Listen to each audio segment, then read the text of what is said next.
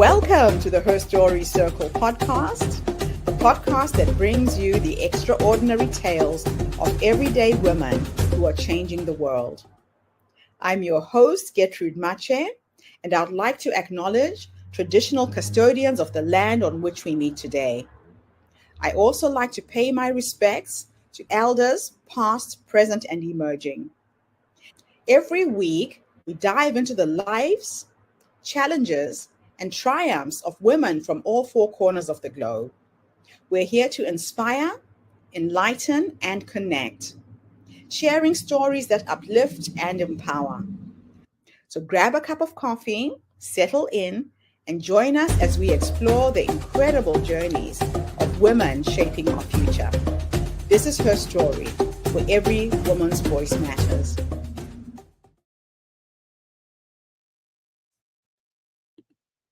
Hello, everybody, and welcome back to the Her Story Circle. This is Gertrude Mache here in beautiful Melbourne, Australia. And today I am graced with the presence of yet another fascinating young woman. Welcome, welcome, welcome to our tribe. Please tell everybody your full name, where you're based, and share your story with us today.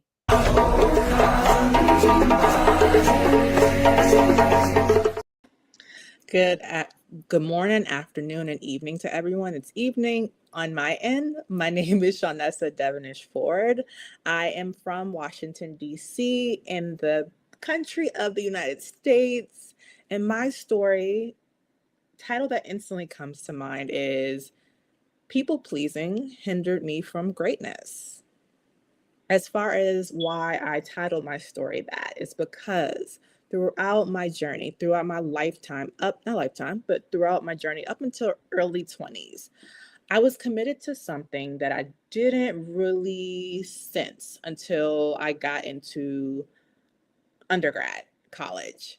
And that was my commitment towards prioritizing everyone else's happiness and really honing in and accepting and prioritizing external validation. I come from a Caribbean household, Guyana to be specific. So one of my prides and joys is to make my loved ones proud of me, to make my loved ones happy. So I did any and everything to achieve that particular goal, even at the sacrifices of my own ideas, beliefs, and goals for my own self. Specifically, as a Caribbean woman, everyone encouraged me to go into law. I was really good at arguing. However, eventually I realized that it wasn't my cup of tea. So I followed the track. I went to I went to undergrad, everything paid for. So literally I just had to show up and kill it, which I did.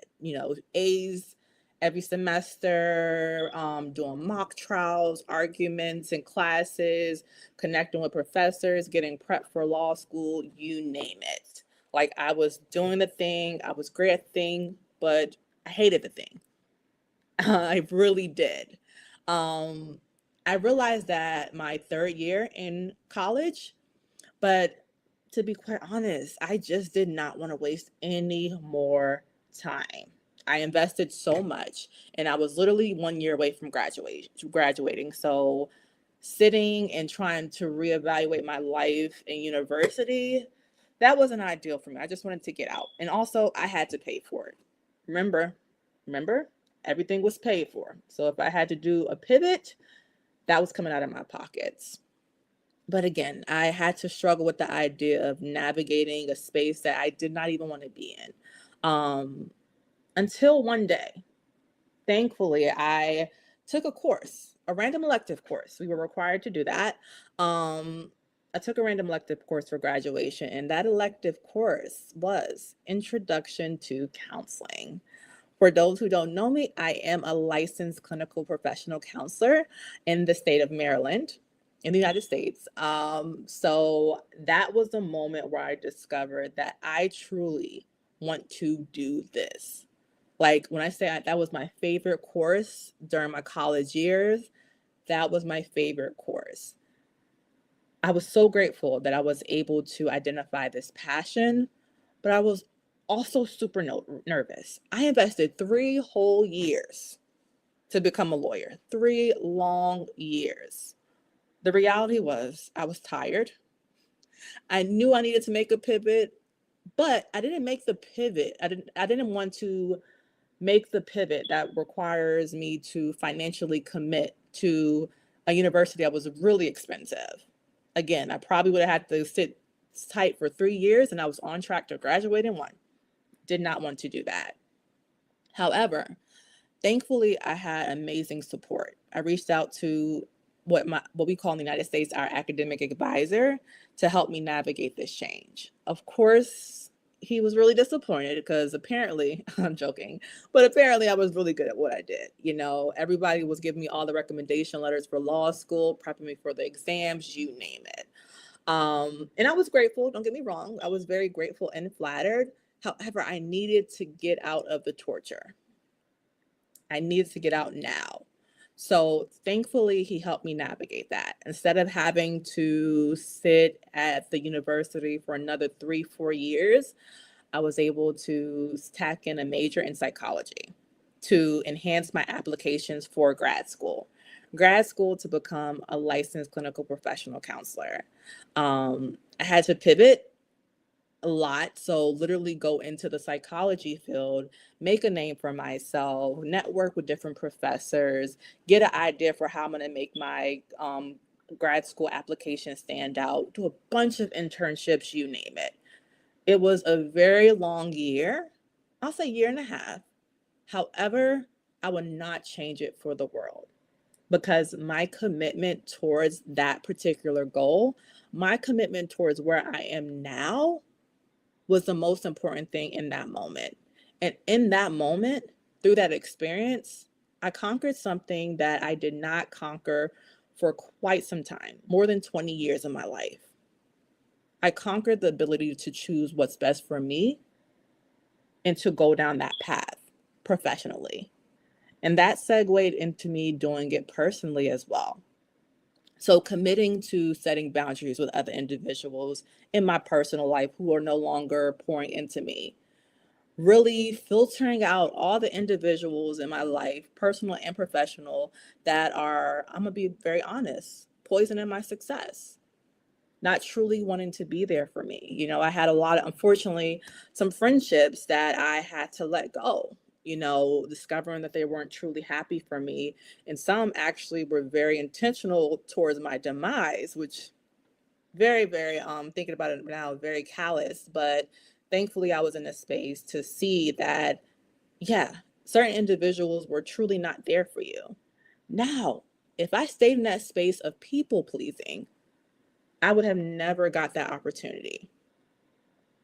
Now let's backtrack towards my experience in grad school. So as I mentioned, I did this huge pivot into going to school to become a counselor or therapist. Words are used interchangeably. And I was one of the only Black women in multiple classes. My graduating class, it was 2 of us who actually graduate. So that I had very big shoes to fill. But I also had to do what's necessary to make myself stand out in a positive light. And when I say stand out, I don't think that was really met in the best of light to certain individuals. Even my approach to counseling, I take a very diverse approach overall. And for some individuals, it's very non-traditional. And because of that, again, it wasn't met with the best open arms, as a lot of people would call it. However, I continued to push through. I made sure that I committed to finding the right mentors in my grad school space. I committed to pour into other individuals, which had led me to where I am right now. The key is commitment, perseverance, pivoting, and also combating fear. Right now, I am a licensed therapist. I've been in private practice, owning my own business for, thankfully, 5 years. I've been in the mental health field for 10 plus years, which, oh my gosh, it's just so, I'm just so grateful to say that, because again, it was not looking like that for quite some time. And I've also had the opportunity, and I've been blessed to inspire so many women, specifically women of color, to combat people pleasing, take themselves out of the position of being the underdog, prioritizing what's best for them, and really taking control of their lives through so many platforms. And I could not have done it if I was not in those moments where I was introspective and discovered that I need to regain my power. And honestly, I take full accountability, right? I can't just put all the accountability on other individuals. I take full accountability because it took me to make that change. It took me to put in the work. It took me to combat fear, so fear is no longer holding me back from greatness and happiness. Wow, what an incredible story. It really inspires me when I see a woman who has taken control of her life, but also inspiring others to do the same. Now, Mhm. you've described yourself as the underdog that no one expected to rise. Mhm. How does it feel now that you're on the other side of your journey? Oh my gosh, it feels amazing. Like it feels so amazing because I can go back and reflect and see how much growth I've had made has have made, but also knowing that I'm not doing this solely from a space of ha ha ha, you should have believed in me way back when, like aha, jokes on you. I'm truly navigating this space out of a place of I'm doing this for me. I'm in control. I'm accepting that was your mistake for not believing in me. However, I'm not going to let you or any entity guide my journey moving forward. I absolutely love it. So, how did being underestimated shape your drive and your determination? I'm gonna be quite honest. Initially, it didn't give me no drive. When I was Mm. before the age of 18, you know, I just was doing everything by the book. Get the good grades, take care of your family, be a great friend, be a great daughter, you name it. It wasn't until I got into the professional spaces where I noticed that people were giving me mild assignments. They were passing me up for promotions. They were Wow. overlooking me for certain positions. So when I discovered that I wasn't getting seats at certain tables, I created my own. Mhm. And that was my motivation. That was my power. Right now, I'm grateful to say I've been in business since 2019. Again, so grateful, a very successful private practice. And not only am I an amazing business owner, I'm such an impactful therapist. And I'm truly grateful for being in that position, in this position. And I cannot Wow. wait to continue to empower, impact, and assist individuals in the mental health space. That's just amazing. So, how do CMDR and CBT help your clients transform their lives? And tell us what those acronyms stand for. Absolutely, absolutely. So EMDR stands for eye movement desensitization and reprocessing therapy. And that is a form of therapy that most of the time assists with trauma, navigating trauma, reprocessing trauma. However, EMDR can be utilized with other presenting challenges such as anxiety, depression, addiction, you name it. I primarily utilize it with my clients when it comes to abandonment trauma, and what that process does is a very formal process that utilize bilateral stimulation to help clients reprocess trauma so it's no longer impacting them intensely from Mhm. a not only mental space or emotional, but a physical space as well. And again, very non-traditional form of therapy. When you think of therapy, you think talk therapy, expressing your feelings, you name it, and utilizing that particular approach.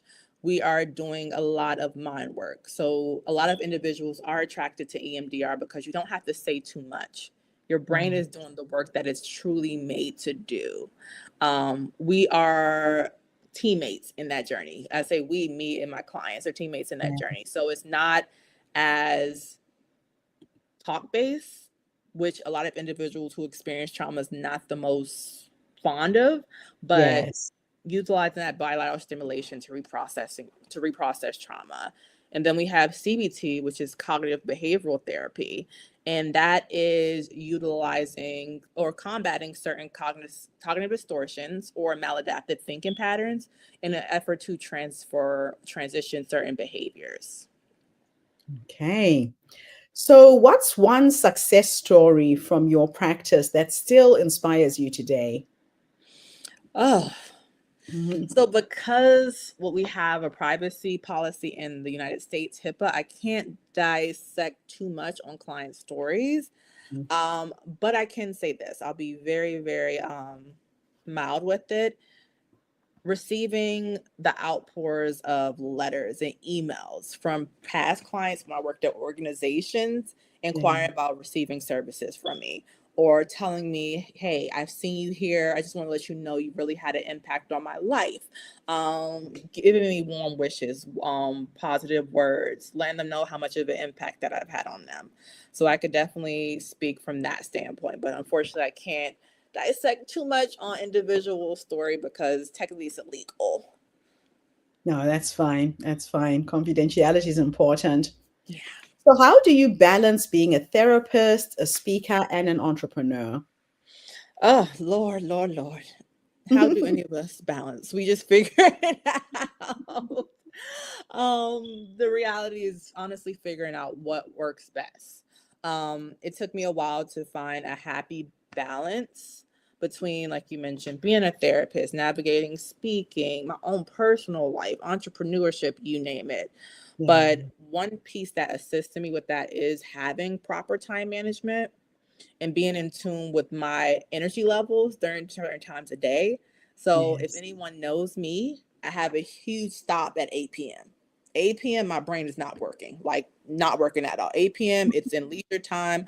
I want to eat. I want to walk my dog. I just want to chill. I know that for a fact. So nothing's getting done at 8 p.m. My brain's the most active in the morning. So I try to knock out Mhm. as much as I can in the morning. Yes. Um, but again, setting that boundary for that 8 p.m. piece is right there. Nope, nothing's getting done. Not near one thing is getting done at 8 p.m. But potentially cooking dinner. And even that might be pushed back or I might order out. Like 8 p.m., that's the boundary right there. But also committing to things outside of therapy is very important in my life. So one thing I took up on is swimming. I haven't been doing really great Okay. at committing to it because I've been all over the place. This summer I have done a few swim sessions, but picking up on new hobbies.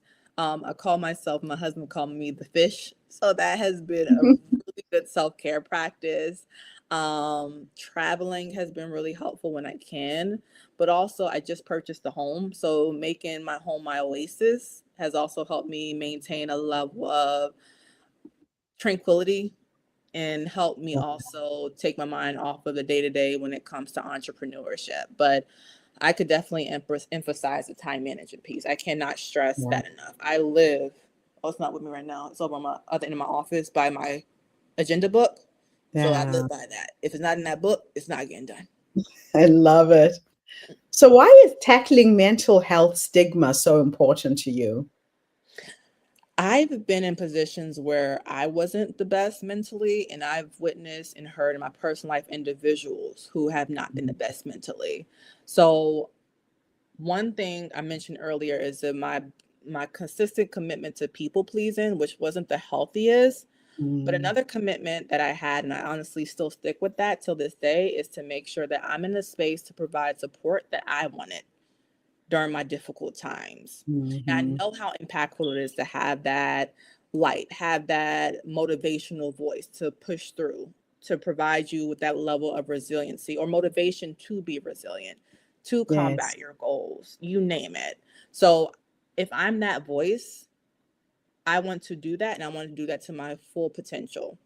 And my goal is also to always at least impact one person on this earth. I'm grateful Mhm. to say that it's been more than one, but as long as I hit that particular goal, I'm good. That's fantastic. So, how do you help people to reconnect with their own self worth?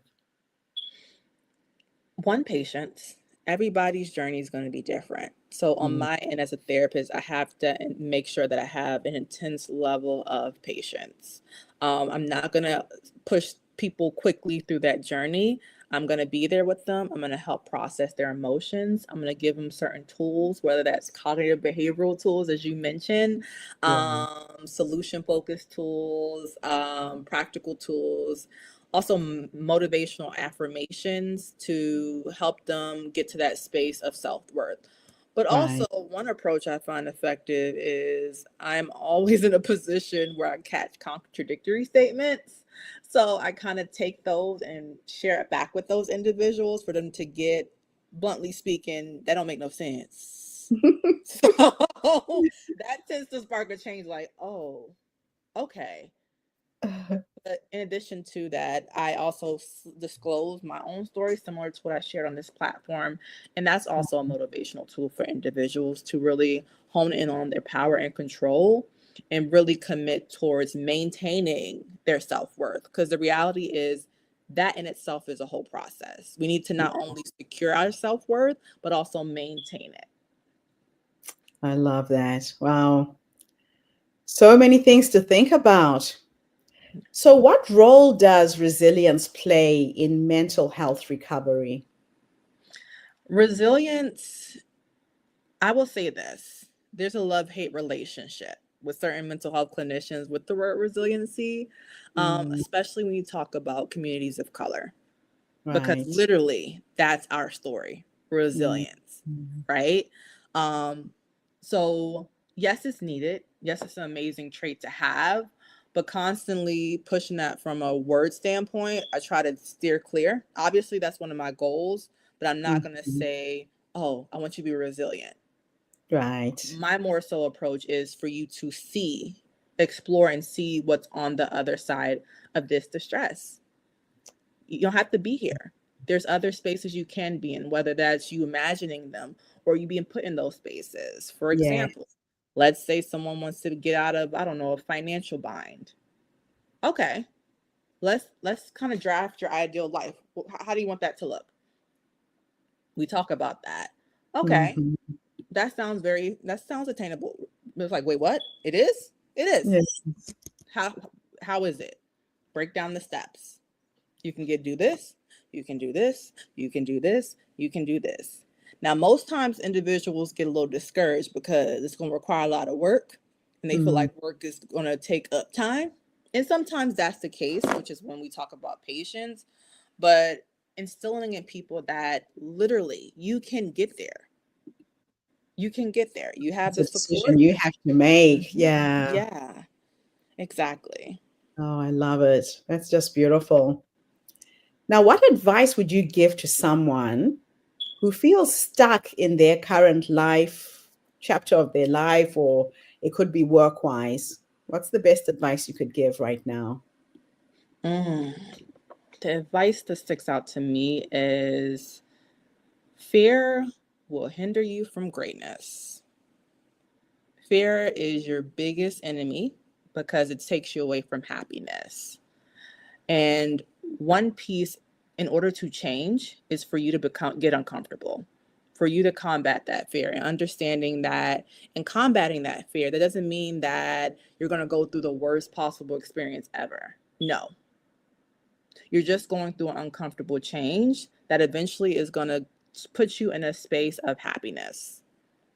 But you have to be really intentional about continuing to work past that fear to get to where you want to be. Um, a second piece would be risk. Risk is always going to be a part of the journey. We always have to take risks to achieve our goals.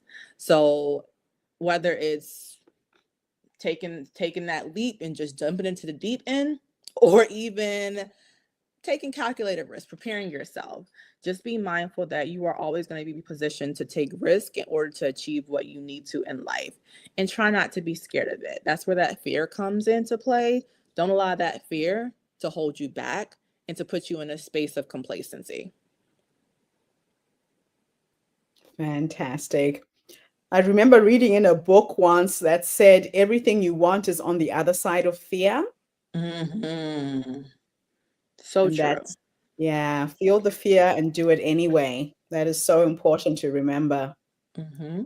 Now, how do you create a safe and empowering environment for your clients? One, the first piece is I want to know their story. So I give them a space to be their authentic self. Mhm. You could show up as you please, you could say as you please. There's certain limitations that I mentioned to them early on, but you Yeah. could truly be yourself. I come from a space of curiosity, and I think that's what honestly attracts a lot of clients to me. Mhm. I come from a space of curiosity. I also pride myself in building rapport, but I make sure that they know we get the work done. So once that rapport is built, you got the homework assignments, you got the interventions come into play, you get the work done. However, I'm not coming from the space of being this formal, stuffy therapist who's just letting you lay on the couch. No, I am a part of the team. I'm a part of your team. I Right. try to take myself out of identifying as the expert. Yes, I'm the therapist, but I want you to know you are in full control of your life, your journey, your story, and this experience. So let's make this a collaborative effort. Mhm. Oh, I love that. So, what do you wish more people understood about mental health therapy? I want people to understand that the same way you commit towards your physical health, so eating healthy, exercising, going to medical professionals, you name it, is the same energy you have to put into your mental health in order to maintain mental stability. So that may be for you to start taking time out your day to engage in self-care practices. That may Mhm. require you to start setting boundaries with certain individuals, to start being in spaces where you're not feeling like your self-worth is being depleted. That may Mhm. require you to do your homework assignments. I'm calling some people out. Doing your homework assignments outside of Yes. therapy so that you can not only learn the lessons, but start to consistently apply those skills. Again, the commitment towards physical health that most individuals have, I want to definitely encourage them to put that towards their mental health as well. Right. Yeah, that is so, so important. Last question is going to be a bit of a thought experiment. Mhm. And I'm going to teleport you into the future, and we're going to go and sit and have a conversation with a 90-year-old you. Mhm. She's sitting in her rocking chair, surrounded by her children, her grandchildren, her great grandchildren, whoever's with you at the end. If you could go and meet this wise woman who has led you up until this point, what will you say to her when you finally meet her? Hmm. Well, first I would say your vacation home is beautiful because I envision myself on a beachfront bungalow with my family overlooking the water. Um, but one thing I would definitely say to her is you did it. And it's that simple. You did it. You put your mind to it. You accomplished it, you achieved it, and you got it done. And now it's time for you to truly just relax and enjoy the fruits of your labor. And that's what this moment is about. One piece in my life I always strive for, even though I don't have children right now, but create a lifestyle to the point where my children can look onto me and say, I can do it because one, I have an amazing mother, but also two, she showed me through her own journey, through her own story, that anything's possible. Absolutely beautiful. I love the way you're such a big thinker and you're already thinking about the children who are to come and the legacy that you're leaving behind. Mhm. Very, very inspiring. Well, thank you so much for coming online and sharing your story with our community today. Of course. It Thank you for really having excites me me. to have met you and to have you share all this knowledge with our community. Of course, of course. Honestly, thank you so much for having me. I truly value this platform that you're creating, and I just want to truly commend all the dynamic women, men out there who continue to pour into so many individuals through their story and their work. And thank you to everybody who's tuned in. The Her Story Circle is not just a podcast. We're a social impact movement that brings you the stories and voices of people from all over the world. We share our stories to uplift you, to inspire you, to energize you, but most importantly, to take you from where you are now to where you're trying to go. So if you are a woman who is struggling with any mental health issues, trying to assert yourself in the workplace, and you need some psychological support and help, here is an expert who can take you there. Or if you know someone else who needs this kind of help, please share this podcast. Let's empower more women to create the table, the seat at the table that is not there for us in most environments. I'll be back again tomorrow, everybody, with yet another amazing guest. In the meantime, have a fantastic day, morning, or evening, wherever you are in the world. And Shawnessa, thanks again for the interview. You're welcome. Thanks for having me. Don't go away, Shawnessa. Bye for now, everybody. Thank you for tuning into the Her Story Circle podcast. I hope today's story has inspired you to believe in the power of our stories and the difference you can make in the world when you use your voice. I'm Gertrude Mache, and it's been an honor to share this space with you, where voices from all walks of life come together to weave a rich tapestry of diverse perspectives. Don't forget to subscribe, rate, and review our podcast to help us share these stories with more listeners. Follow us on social media by looking for the Her Story Circle podcast for more updates. And join us tomorrow for another episode filled with courage, resilience, and empowerment. Remember, your story matters, and together we're building a stronger, more inclusive world. Until next time, keep making her story.